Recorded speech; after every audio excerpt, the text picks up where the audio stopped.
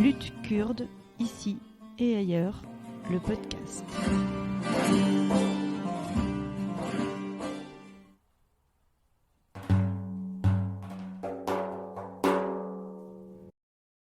Donc on est aujourd'hui avec Simon Souleymani qui nous fait le plaisir d'accepter notre invitation pour parler de son parcours d'exil. Donc on se connaît un petit peu. Et quand on s'est rencontrés la première fois, toi, tu m'as raconté ton parcours d'exil et tu l'as raconté de façon assez spontanée et de manière extrêmement fluide. Et moi, la question, je me souviens que je t'ai posée à la fin, c'est genre, mais est-ce que pour toi, c'est pas difficile de revivre constamment à travers l'histoire que tu racontes, les traumas que tu as traversés? Et tu m'as dit, mais en fait, non, j'ai pris l'habitude de la raconter, ça me fait du bien. Et ça, pour moi, c'était très important à entendre, c'est que toi, tu te sens pas obligé de raconter ton histoire, c'est quelque chose qui contribue à ton bien-être. Et du coup, j'avais envie, parce que en France, on entend souvent parler des migrants, des exilés, mais on a du mal à se figurer les personnes qui se trouvent derrière. Et je trouve que c'est très important de personnaliser des parcours. Et c'est pour ça que j'avais envie de t'entendre, toi. Donc moi, je vais pas beaucoup parler, mais voilà, mes deux questions principales, c'est pourquoi est-ce que tu as décidé de fuir la Turquie et comment tu as fait pour fuir la Turquie? Voilà, merci tout d'abord. Je suis vraiment très heureux de te rencontrer, de te connaître. Ça fait longtemps. Euh, Premièrement, pourquoi? En fait, moi, je suis diplômé en langue anglaise comme professeur de langue anglaise en Turquie, mais j'ai préféré de travailler comme un journaliste dans une télévision kurde, télé-kurde, basée en Kurdistan irakien.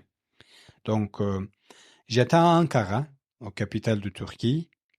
J'ai travaillé là pendant 7 années, comme rapporteur, journaliste et annonceur aussi.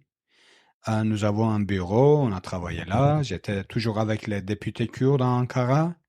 Et bien sûr, j'ai préparé 17 documentaires films sur les Kurdes, le sujet kurde, et les traditions kurdes, etc. Et bien sûr, c'était sur... il y avait 2 documentaires aussi sur les réfugiés syriens en Turquie, les Kurdes, les Arabes et les autres minorités. Comme j'ai déjà dit, j'ai terminé mes études en langue anglaise comme professeur de langue anglaise, mais j'ai travaillé dans une télé kurde et pendant d'être en Ankara comme un journaliste, j'ai commencé de faire mon master sur cinéma parce que la télévision et le cinéma, c'était un peu même cadre. Euh, j'ai fait mon master sur cinéma et j'ai réalisé 17 documentaires pour la télévision basés en Kurdistan irakien, en Suleymani. Euh, mais après le processus de paix entre les Kurdes et l'État turc était cassé, était terminé, était fini, ils ont nous pressé, censuré. Euh, après, après 3 ans de bonnes conditions, tout était changé. Ils ont censuré, nous étions euh, harcelés, censurés par le gouvernement, la police turque et les peuples turcs aussi. Si quelqu'un voit un micro kurde, la télévision kurde, ils ont toujours nous empêché de faire des reportages et travailler dehors, dans la rue, etc. Moi, j'étais pas seulement un journaliste, j'étais un activiste politique aussi. J'ai, j'ai toujours touché les trucs très importants. Par exemple, j'étais à la frontière de Kobani pendant la guerre contre le Daesh. J'étais à Ankara quand ils ont bloqué les députés kurdes. J'ai toujours essayé d'être le voix de mon peuple comme un journaliste et activiste politique.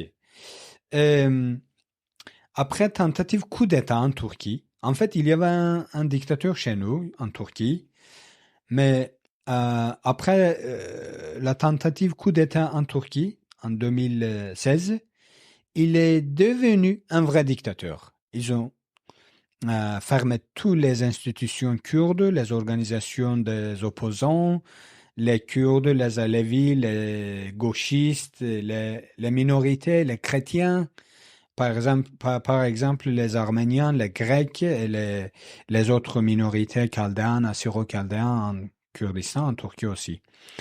Donc, ils ont fermé tout, ils ont emprisonné les journalistes, les intellectuels, les activistes, les politiciens kurdes, bien sûr, et les députés, bien. Moi aussi, j'étais arrêté par la police beaucoup de fois, mais la dernière fois, on m'a arrêté pendant 15 jours. Et après, il m'a envoyé devant le juge et il m'a emprisonné pendant 16 mois, sans procès, dans une petite cellule. Ça s'appelle le type F. Donc, c'était pour les opposants. En fait, il y a deux types de prisons en Turquie. Un, c'est pour les normales, les voleurs, les tueurs, les drogueurs ou quoi.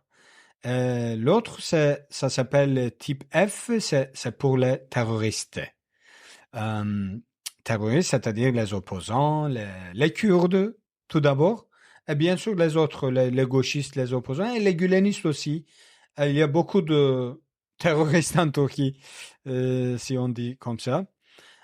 J'étais là pendant 16 mois, j'étais condamné de faire propagande de terrorisme. C'était quoi? Je parlais de YPG, la lutte kurde contre le Daesh, les autres. Donc, il m'a condamné il m'a envoyé en prison. Et après 16 mois, j'étais libéré avec une décision provisoire. Et mon avocat m'a dit, ça sera pas final, donc ils vont t'envoyer encore en prison parce que tu es un peu connu, tu es très actif. Et il y a beaucoup de choses qui t'a, que les dons, le truc, la chance de te condamner de terrorisme. Donc, il m'a dit, il faut quitter le pays. J'ai décidé de quitter, mais tout d'abord, je voudrais aller à Kurdistan du Sud, mais il n'y avait pas chance parce que si vous traversez les montagnes, c'est les montagnes du Kurdistan, donc les drones turcs peuvent vous tuer directement en considérant comme les guerrillas de PKK ou bien d'autres. Tout le monde m'a dit non, il faut préférer l'Europe. Donc j'ai décidé de venir en Europe. Euh, j'ai traversé, j'ai parlé avec un passeur, j'ai lui payé, il m'a ramené à la frontière de Grèce.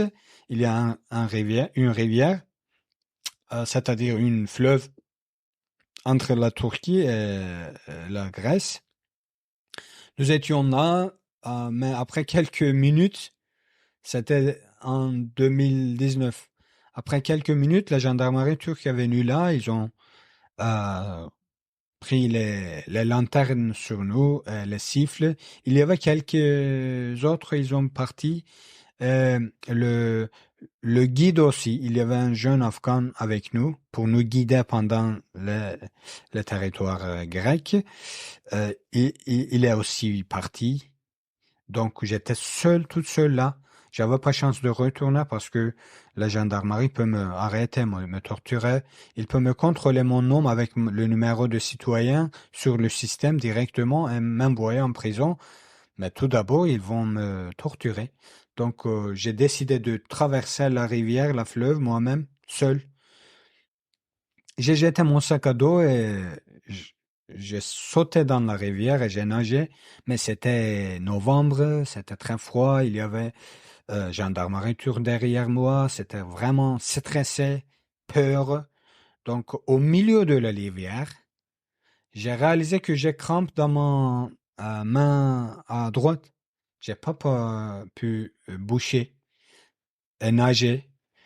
J'ai dit, OK, Simon, c'est fini. Tu vas mourir ici. J'ai laissé mes pieds. En fait, pendant ces quelques secondes, j'ai juste pensé à un truc. J'ai dit, j'espère ma famille peut trouver mon corps. Parce que ça sera très douleur pour eux s'ils ne trouvent pas mon corps enterré. Voilà, j'ai laissé mes pieds au milieu de la rivière. Heureusement, j'ai réalisé que c'est pas très profond, donc j'ai tombé sur la terre. Et après quelques secondes, j'ai réalisé il n'y a pas gendarmerie, siffle, lanterne, donc j'ai décidé de continuer. Mais j'ai réalisé, j'ai perdu ma direction. Je ne savais pas de continuer vers où. Donc, je suis calmé un peu et arrêté de penser, ça fait le vers où, comment continuer. Donc, j'ai décidé de continuer et j'ai traversé d'autre côté moi-même. Mais il y avait un risque de retourner en Turquie encore. Je suis arrivé d'autre côté, j'ai traversé, j'étais seul, tout était mouillé, mes vêtements, mes trucs. Euh, j'ai marché vers la lumière d'une village grec. J'ai marché pendant 7 heures jusqu'au matin. Il y avait beaucoup de chambres, il pleuvait beaucoup jusqu'au matin. Il y avait petite rivière. Il faut traverser d'autre côté, blabla. Donc, je suis venu dans un village grec vers matin, c'était 7 heures du matin, je crois. J'ai juste dit les villageux, call the police, please. Appelez police parce que j'avais pas euh, puissance de continuer de marcher. J'avais pas de l'eau, du pain. Euh, J'étais vraiment fatigué et froid et stressé. Et donc, ils ont appelé un police. Il m'a ramené aux stations. Il m'a donné thé chaud, des vêtements. Et il m'a interrogé sur ma situation. Après, il m'a donné un papier pour continuer, pour aller à Athènes. Euh, je suis venu à Athènes. Et, j'ai demandé au consulat français pour me donner un papier officiel de venir en France légalement. Mais c'était Covid, c'était l'époque de Covid, tout était fermé, aucune réponse, aucune personne de demander, de poser. Ça a pris 4 mois, j'ai attendu euh, aucune réponse. Voilà, j'ai décidé de marcher tous les pays Balkans, comme tous les réfugiés, les Afghans, les Arabes, les Syriens et bien sûr les Kurdes. J'ai marché tous les pays Balkans jusqu'en France pendant 13 mois sans arrêt. J'ai dormi dans la forêt, j'ai été arrêté par la police serbe, police slovénienne. Il m'a renvoyé encore. J'ai essayé encore une fois de traverser les montagnes, les frontières. Il y a beaucoup de gendarmerie, la police qui contrôle les rues. C'était Covid, toutes les villes étaient fermées. Il y avait un couvre-feu. Donc, c'était vraiment dur, difficile pour traverser les frontières de venir ici. Ça a pris 13 mois. En 2021, je suis arrivé en Italie et après, c'était un peu facile de traverser la frontière, les villes italiennes. Je suis venu au Ventimiglia, à la frontière de France, à côté de Nice. C'était une nuit, j'ai pris un train, la dernière train qui vient en France, mais la police italienne, il contrôle tout parce que c'est la région des réfugiés. Des, il y a beaucoup de dissidents là. Il y a beaucoup de gens de beaucoup de pays. Donc, j'ai pris premier wagon de première banquette de premier wagon. C'était dernier train. Une police, elle est entrée, elle est regardée, elle m'a pas vu. Elle a regardé, elle est retournée contrôler d'autres wagons pour descendre les autres. Ils ont descendu tous les réfugiés là, les immigrants. Voilà. J'ai décidé de descendre le dernier station, dernier arrêt. Après 40 ou bien 50 minutes, le train s'arrêtait. J'ai pensé, nous sommes à Nice parce que c'était le train de Nice. Mais j'ai, j'ai entendu un peu, j'ai regardé, il y avait personne. Donc, j'ai décidé de descendre et j'ai réalisé que je suis au Cannes. La ville de Cannes, c'était mon rêve de venir ici comme un cinéaste et journaliste, de venir du festival de Cannes, présenter mes projets, marcher sur tapis rouge avec Papillon. Donc, tout était mon rêve, mais heureusement, j'étais là, mais sans Papillon, sans tapis rouge. Voilà. Cette dernière train dont ils ont fermé la gare, il n'y avait pas de train pour continuer. Donc, j'ai décidé de dormir là. J'ai dormi sur un banc en bois dans la gare. Euh, C'était mon meilleur sommeil de ma dernière 3 ans de ma vie. J'ai dormi vraiment tranquille et bien sur un banquet en bois à la gare de Caen. Vers le matin, j'ai entendu le bruit, les gens entraient à la gare pour continuer. Je suis réveillé, j'ai réalisé une femme devant la ticketerie. Je suis venu là, j'ai demandé, j'ai expliqué ma situation. Je suis kurde, journaliste et cinéaste. Je suis venu ici illégalement. J'ai dit, je veux aller à Paris, donc j'ai besoin d'un ticket. Je lui ai expliqué, je suis euh, immigrant, je suis venu ici tout illégalement. Je peux continuer illégalement. Je suis professionnel de traverser, de prendre des trains illégalement. Mais j'ai dit, France, ça sera mon deuxième pays et mon dernier pays peut-être. Je veux pas faire quelque chose d'illégal maintenant. Je suis en France.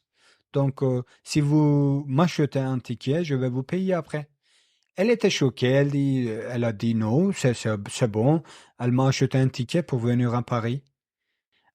Elle n'a pas accepté de lui payer après, mais elle m'a acheté un ticket. Je suis venu à Paris, j'ai rencontré avec quelques amis kurdes ici. Et après, j'ai rencontré la maison des journalistes comme un journaliste. J'étais en contact avec eux. Euh, il m'a accueilli pendant 6 mois à Paris 15, m'a donné une chambre, m'a aidé pour ma démarche officielle. Et maintenant, je vais aux écoles publiques comme renvoyé spécial. Je parle de mon parcours personnel et la liberté de la presse et bien sûr les Kurdes, la lutte kurde. Euh, ça sera 2 ans. Je suis en France et j'ai appris langue française sur YouTube. Euh, Peut-être je suis un bon autodidacte. Voilà, merci. Alors, moi, j'ai quelques questions à te poser si ça te va. D'accord, mais tu as dit, il y a deuxième question aussi, c'était comment? Oui. On a déjà Pourquoi expliqué et tout, comment? comment? C'était parfait pour Ok, ça.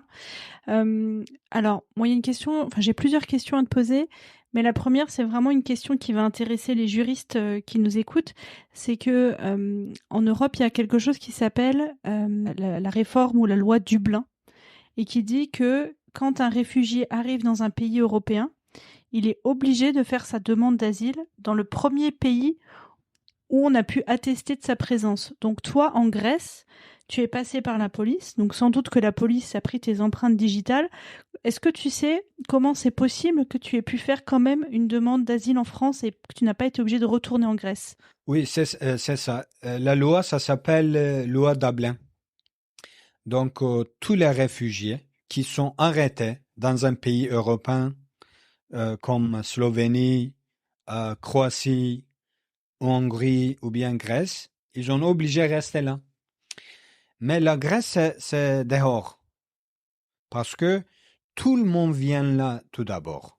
S'il accepte prendre empreinte de tous les réfugiés, il faut tout le monde rester là. Donc, la Grèce, c'est dehors. En fait, il vous demande si vous voulez rester là ou bien continuer. Donc, il m'a posé, j'ai dit non, je suis très décisif, je vais en France, je suis politique aussi, je suis cinéaste aussi. Donc, la France, c'est meilleur pour moi. comme un journaliste et cinéaste, parce que la France est l'ami des Kurdes. Tous les Kurdes du Moyen-Orient, on a besoin d'être membres de communauté française, parce que notre lutte, ça continue. Donc, il m'a dit, oui, les Grecs aussi, ils ont amis des Kurdes, mais tu peux rester ici. Mais j'ai dit non.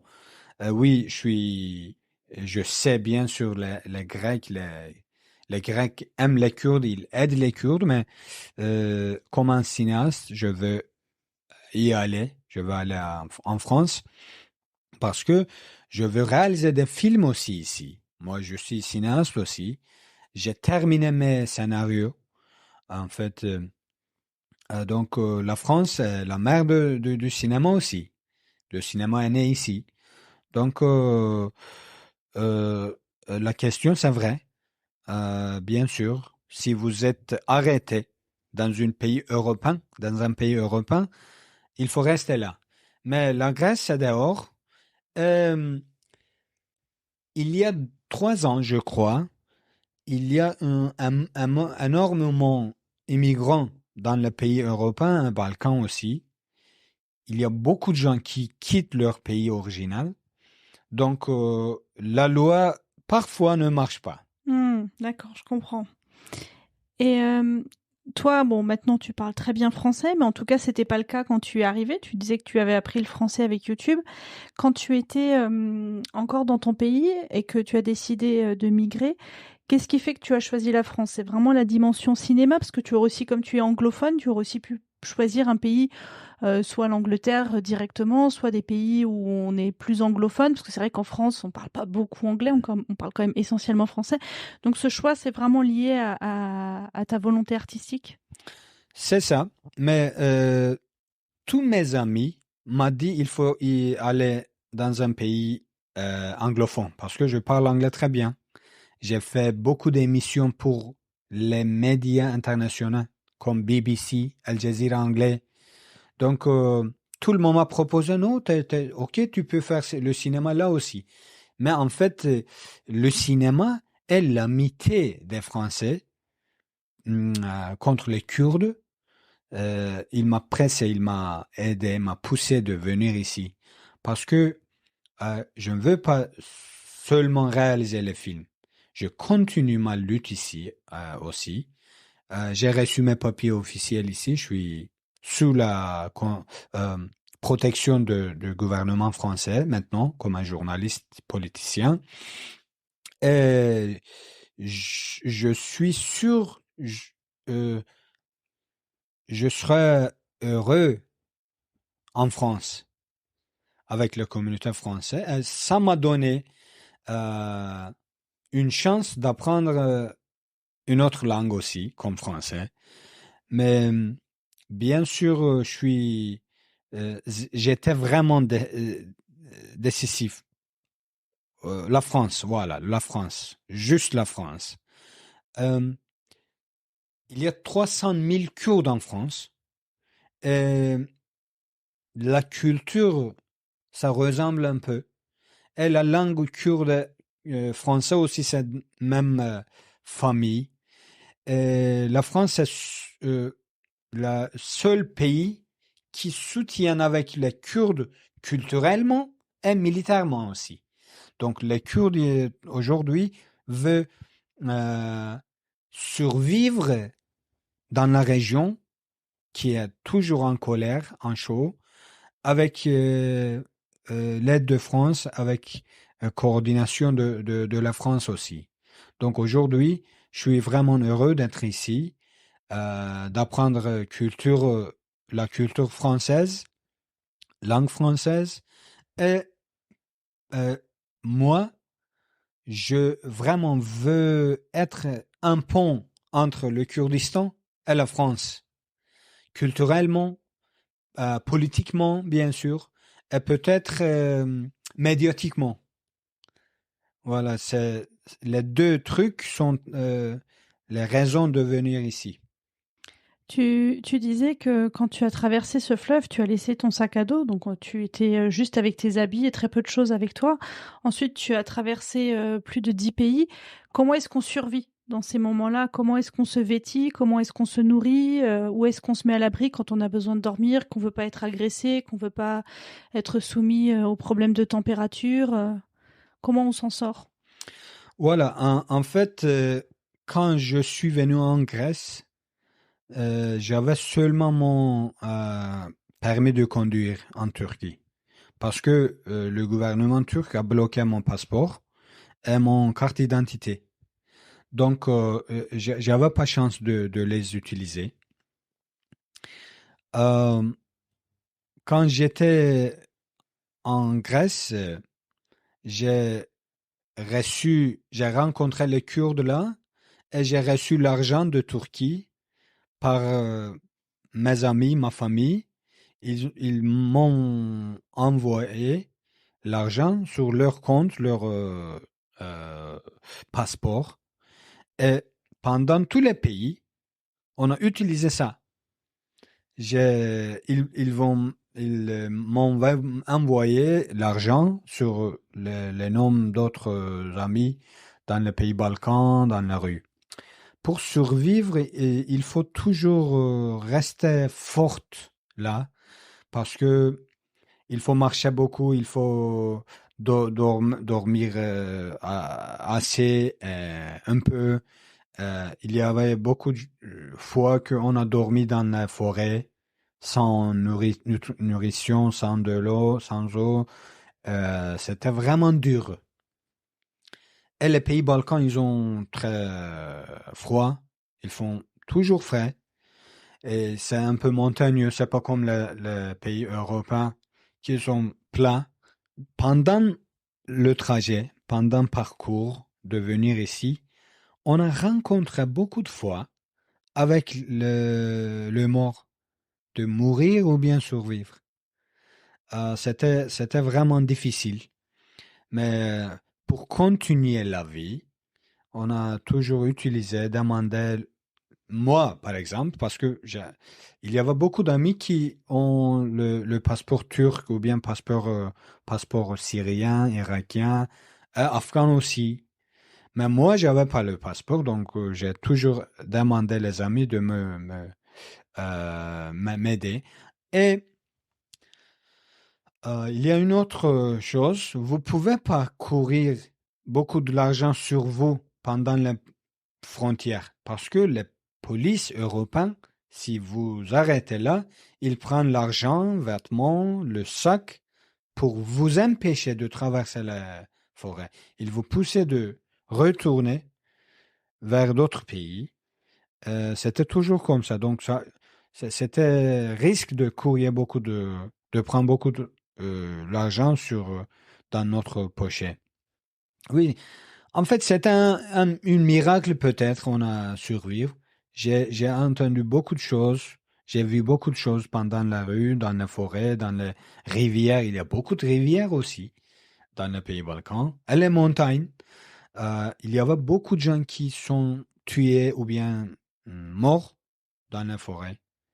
Et les enfants, les petites filles avec ses familles, c'est une tragédie. Mais moi, comme un jeune homme qui est décisif, qui a une lutte dans son tête, j'ai toujours continué de traverser la frontière jusqu'ici. Est-ce que tu peux un peu nous parler de tes projets pour l'avenir? Tu me disais en off que tu avais un projet de média. Est-ce que tu peux un peu nous dire ce que tu souhaites développer dans les années à venir? Oui, moi je suis journaliste et cinéaste. Donc j'ai toujours deux projets, pour le média et le cinéma. Pour le média, je continue mon métier dans les réseaux sociaux, je continue mon métier euh, en utilisant les opportunités de l'époque digitale, l'époque numérique. Mais maintenant, j'ai préparé une chaîne de YouTube pour diffuser en 4 langues. Moi, je suis polylingue. On dit polylingue, poly quoi? Polyglotte. Polyglotte. Oui, c'est ça. Donc, je parle anglais, kurde, turc très bien, un peu français. Je veux préparer des émissions sur les sujets politiques, culturels. Toujours, je vais diffuser là. C'est mon projet du média. Et pour le cinéma, bien sûr, ça fait 2 ans que je suis en France. J'habite à Paris. Donc, j'ai terminé 2 scénarios pour film fiction. Donc, je veux réaliser mes films, mes projets à Paris. En fait, un scénario, ça passe sur Paris. C'est l'histoire d'un poète kurde qui est réfugié ici pendant 10 ans. Et il est malheureux. Et il rencontre avec une Française, donc la vie change politiquement et bien sûr sociologiquement. Donc, c'est l'histoire. Je critique la vie moderne avec le scénario. En fait, je suis à la recherche d'un producteur pour réaliser le film à Paris. D'autres projets aussi, ça va venir après le premier projet du film. Là, ça fait un petit bout de temps maintenant que tu es en France. Ça m'intéresse toujours de poser cette question à des personnes qui découvrent un pays. Qu'est-ce qui t'a agréablement surpris? Et puis à l'inverse, qu'est-ce qui t'a vraiment étonné, mais dans un sens plutôt négatif? Oui, en fait, tout le monde a une image de France dans son tête. Ça n'importe quoi ou bien où il est venu. Moi aussi, j'avais une image française dans ma tête sur la France parce que moi, je suis l'homme de médias. J'ai vu beaucoup de films français, beaucoup de documentaires sur la France, la culture française, les festivals de France. Je les connais bien avant aussi.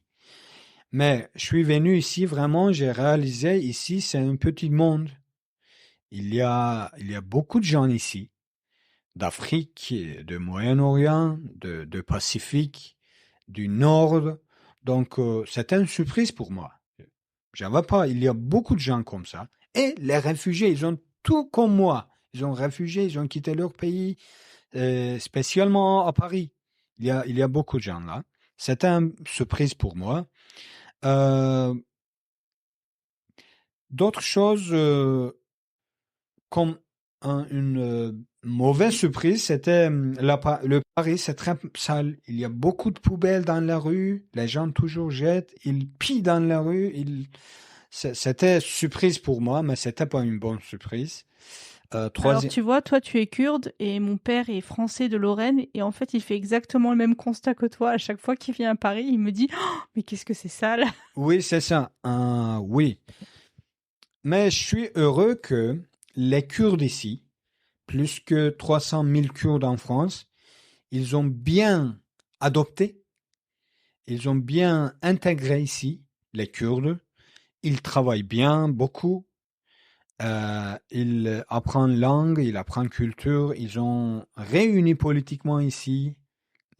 Ça me fait heureux, en fait. C'était une surprise pour moi. On a vu beaucoup de choses sur le média, mais quand je suis venu ici, j'ai vu les Kurdes, ils sont très modernes, ils ont adopté, ils apprennent langue, ils prennent des papiers, ils travaillent, ils payent taxes, ils ont adopté bien, ou bien on dit quoi, je ne sais pas, mais c'était une bonne surprise pour moi, pour réaliser ça ici, découvrir ça.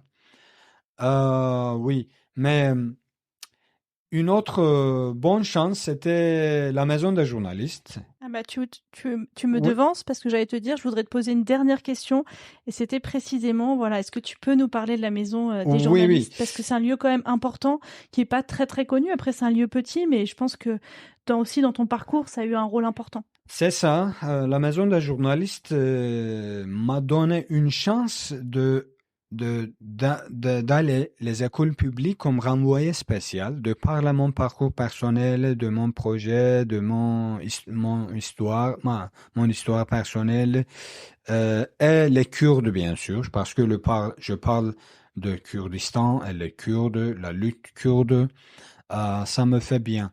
Une autre chance, c'est c'est la chance de découvrir les villes françaises. Parce que je suis allé beaucoup de villes françaises. Au sud, au nord, à l'ouest, à l'est. J'ai découvert beaucoup de villes françaises, la culture, et l'histoire des villes, et bien sûr euh, l'architecture des villes. Ça m'intéresse beaucoup en fait. C'était une bonne chance pour moi.